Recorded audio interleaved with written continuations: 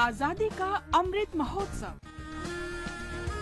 आजादी का सफर आकाशवाणी समाचार के संग एक राष्ट्र का जन्म। स्वाधीनता के लिए भारत का शानदार संघर्ष आधुनिक विश्व के महानतम संघर्षों में से एक है। आकाशवाणी समाचार आपके लिए रोजाना ला रहा है इस शानदार संघर्ष की झलक। आज की कड़ी में हम बात करेंगे प्रसिद्ध स्वाधीनता सेनानी और जाने माने गांधीवादी नेता कमलापति त्रिपाठी की। इनका जन्म 3 सितंबर 1905 को हुआ था। कमलापति त्रिपाठी ने हिंदी समाचार पत्र आज में पत्रकार के रूप में करियर की शुरुआत की और बाद में अपना अखबार संसार निकाला। वे 2 टैबलॉइड अखबारों के भी संपादक रहे। उन्होंने आज के उत्तर प्रदेश और तत्कालीन संयुक्त प्रांत में 1920 में असहयोग आंदोलन, 1930 में सविनय अवज्ञा आंदोलन और 1942 में भारत छोड़ो आंदोलन में हिस्सा लिया, जिसके लिए उन्हें कई बार जेल भी जाना पड़ा।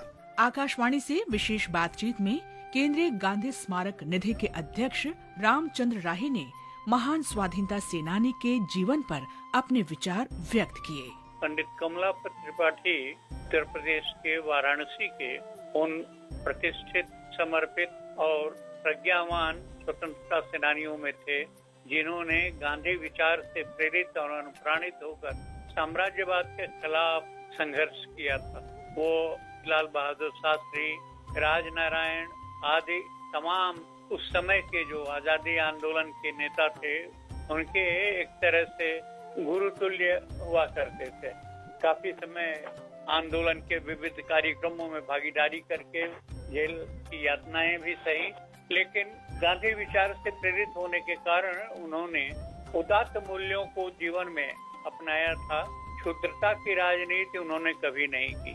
कमलापति त्रिपाठी को संयुक्त प्रांत से संविधान सभा के लिए चुना गया और उन्होंने भारत के संविधान का मसौदा तैयार करने में महत्वपूर्ण भूमिका निभाई। वे इंडिया दैट इज भारत को संशोधित करने को लेकर दिए अपने भाषण के लिए बहुत प्रसिद्ध हुए। उनका कहना था कि अच्छा होता यदि संविधान सभा देश की प्रतिष्ठा और परंपरा के अनुरूप इस वाक्य को संशोधित करती।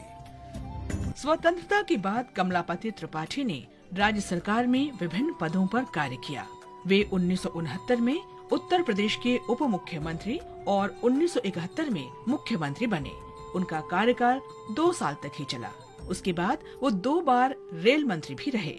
त्रिपाठी बेहद विनम्र, प्रतिष्ठित और सिद्धांतवादी राजनेता थे। पत्रकारिता और हिंदी के लिए पूरी तरह प्रतिबद्ध और समर्पित।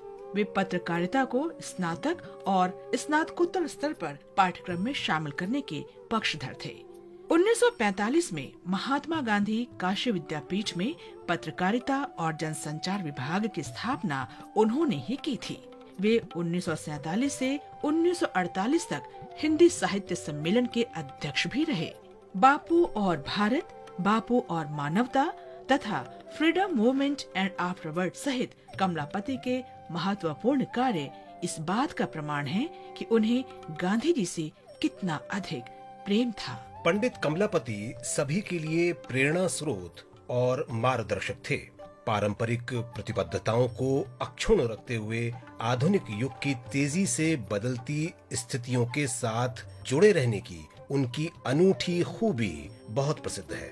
उनका व्यक्तित्व धार्मिक विश्वासों और धर्मनिरपेक्षता का संतुलन और संगम था। वे जन नेता थे और जाति या धर्म पर विचार किए बिना सबके साथ समान व्यवहार करने पर विश्वास रखते थे। सच्चे राष्ट्रवादी, सिद्धांतवादी नेता, विकास पुरुष और जनोन्मुखी राजनेता के रूप में उन्हें सदैव याद किया जाएगा। आज बस इतना ही। आजादी का सफर आकाशवाणी के संग कल फिर मिलेंगे नई कड़ी के साथ।